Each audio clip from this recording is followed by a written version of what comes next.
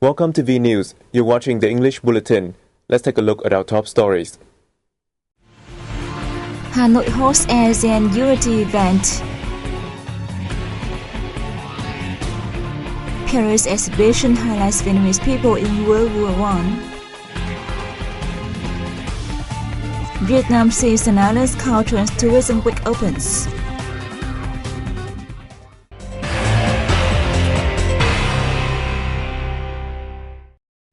Representatives of ASEAN nations are gathering at the Vietnam National Village for Ethnic Culture and Tourism in Hanoi's outskirts district of Sơn Tây to celebrate ASEAN Unity.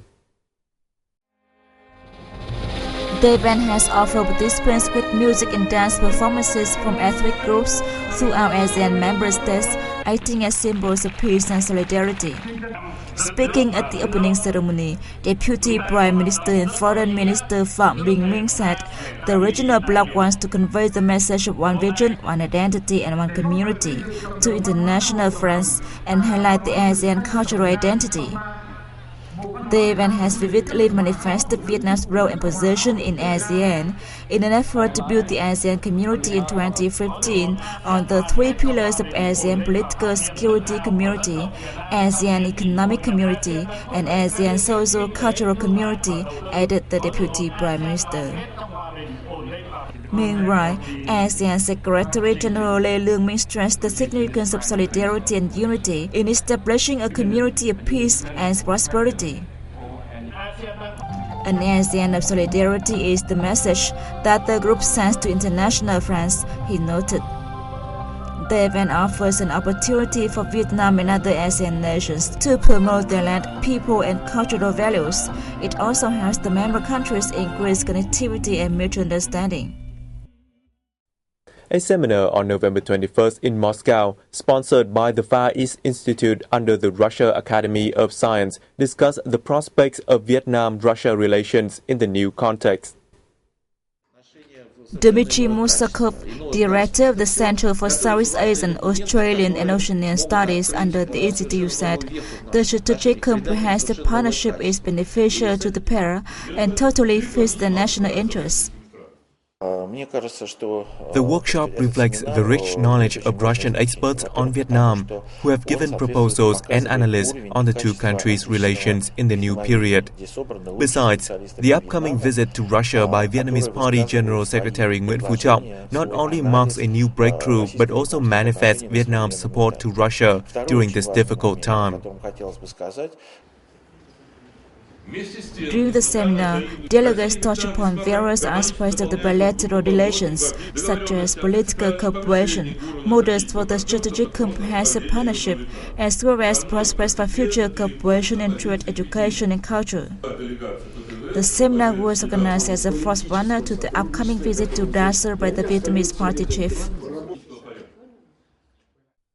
A groundbreaking ceremony for second bridge crossing Bắc Luân River took place in Móng Cái City on November 22nd, connecting Móng Cái in northern coastal Quảng Ninh province with Dongqing in China's Guangxi province. Vietnam and China signed an agreement on the construction of Bắc Luân II Bridge in March 2012. Under the agreement, the construction of Bắc Luân II Bridge is not allowed to change the direction of river flow, reduce the riverbed, or change the status quo of the two countries' borderline.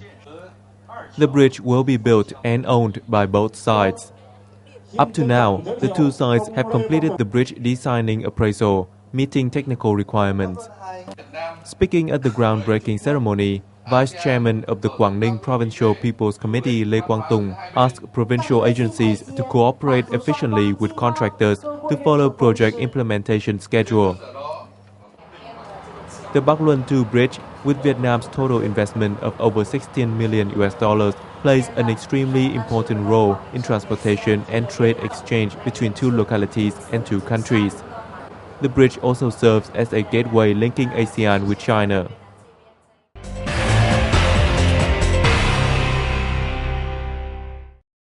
Authorities of the Mekong Delta province of An Giang had a working session on November 21st with visiting Israeli businesses seeking partnerships in fish farming and processing. Omri Horowitz, president of the Vietnam-Israel Trade Board who headed the delegation, said he was very keen on the ideal farming and processing conditions in An Giang. Lê Văn Nung, vice chairman of the Provincial People's Committee, said more favorable conditions will be created for foreign enterprises, including those from Israel. According to him, Israel had recently transferred the breeding technology for male blue leg prawn breed to An Giang, helping the province overcome the shortage of breeding stock. During their November 20th to November 22nd fact-finding tour, the Israeli business delegation visited Viet An Seafood Company, the Bình Minh Seafood Processing Company, the Anji Fish Import-Export Company, the Nam Viet Company, and the Thuận An Trade and Service Company. The Consumer Price Index CPI of Hanoi and Ho Chi Minh City declined in November, mainly due to lower petroleum prices, food catering services, and housing commodity groups. In the capital city of Hanoi, the index edged down by 0.3% in the month. Among 11 groups of products and services in the CPI basket, a decline was recorded in 3 groups: restaurants and soft drinks, down 0.11%, housing and building materials, electricity, water and fuel, down 0.84%, and transport services, down 2.93%. One group remained unchanged, and the 7 remaining groups rose from 0.02% to 0.42%. CPI of housing, electricity, water, fuel, and construction materials dropped by 0.84% due to falling kerosene prices. From the beginning of November, the gas price also dropped 40,000 Vietnam dongs per 12 kg canister. Steel prices also saw a slight decline. Restaurants and catering services experienced a decline of 0.11% due to the falling price of foodstuffs such as rice, poultry meat, and vegetables. Meanwhile, Ho Chi Minh City's Consumer Price Index declined 0.36% in November. According to Ho Chi Minh City Statistics Office, a fall was recorded in 3 groups and services in the CPI basket, with transport services down by 2.98% due to continuous declines in petroleum price. Housing, electricity, water and building materials down by 1.12%, and other goods and services down by 0.08%. In addition, a slight decrease was recorded in the group of restaurants and catering services due to big sale promotions launched by many shopping malls in the city. The group of educational, post and telecommunication goods and services remained stable, while other commodities saw a slight increase in their prices such as garment, headwear, footwear, home appliances, and beverages and tobacco.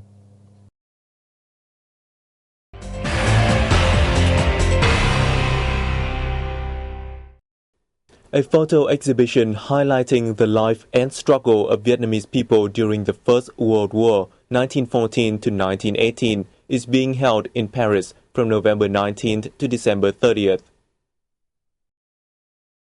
On display are more than 100 documentary photos depicting the working and living conditions of nearly 100,000 Vietnamese people, mainly from poor areas of Vietnam, who were brought to France by the then French colonial government in the early 20th century to serve the war. Explaining the historical context, historian Pierre Brochot said during that period, Vietnamese expatriates had to work in weapon and gunpowder factories, clean up battlefields, and carry wounded soldiers, and even had to join the combat.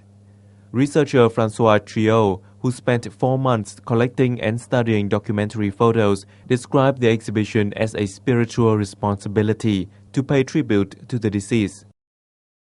The event is organized by the Vietnamese Association in France. 14 coastal provinces and cities have highlighted the beauty and potential of their sea and islands at the ongoing Cultural and Tourism Week of Vietnam's Sea and Islands event in the capital city of Hanoi. The event includes an exhibition themed Heritage of Culture and Tourism of Vietnam's Sea and Islands and Building and Defending the Fatherland Sea and Islands.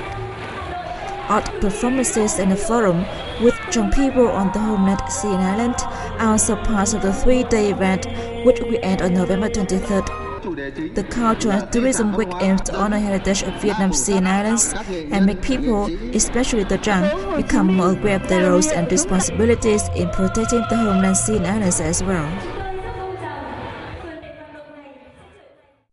The 100 Resilient Cities program, which is pioneered by the U.S. Rockefeller Foundation, was launched in Vietnam in the central city of Da Nang on November 21st.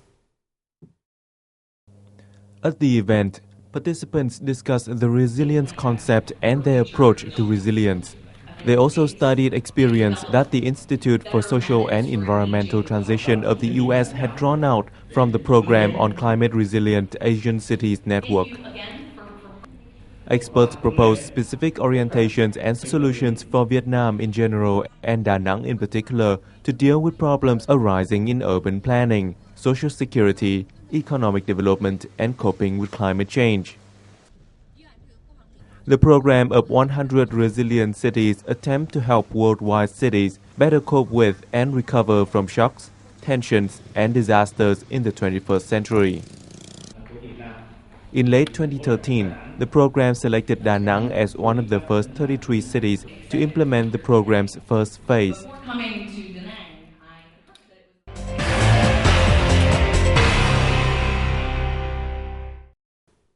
While they may not be as bright and shiny as malls or supermarkets, night markets have a unique character and are popular with local residents and tourists alike.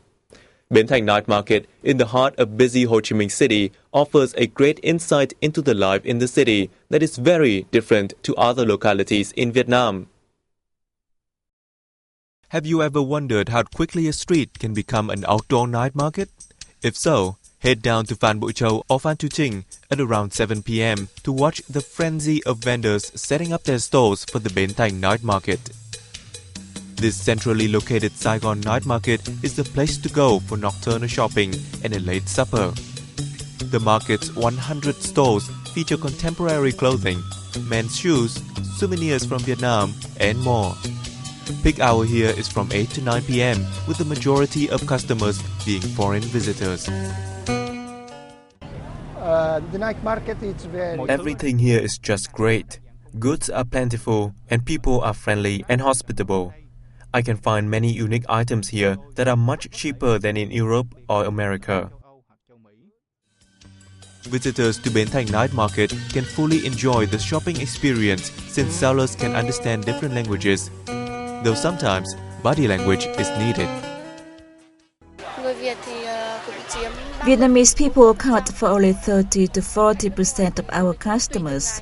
The number of foreign customers varies day by day, but they are my livelihood. I also tell them about Vietnam when they shop at my booth. After browsing the market for clothes and souvenirs, visitors may want to grab some food to fill their empty stomachs. As for food, Bến Thành Night Market does not disappoint with a range of Vietnamese cuisine from the south and all the way up north. One of the best things about dining here is that you can watch the chef cook in front of you and take in all the sounds and smells, allowing you to enjoy the food with all your senses. I find it very interesting here.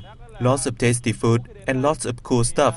It's nice to just sit down, sip a cup of tea and watch people walking around. This is not my first time at a night market. I've been to markets in Hanoi, Singapore and Washington, D.C., but this market is very special. Bến Thành Market is open until midnight. With its great food and bustling atmosphere, the market is a must-see destination for visitors to Ho Chi Minh City. Join the crowd, grab a drink and a stool, and enjoy a unique glimpse into life in the city. And that has concluded our program. Thank you for watching. For more information, please log on to our website at www.vietnamplus.vn. We'll see you soon.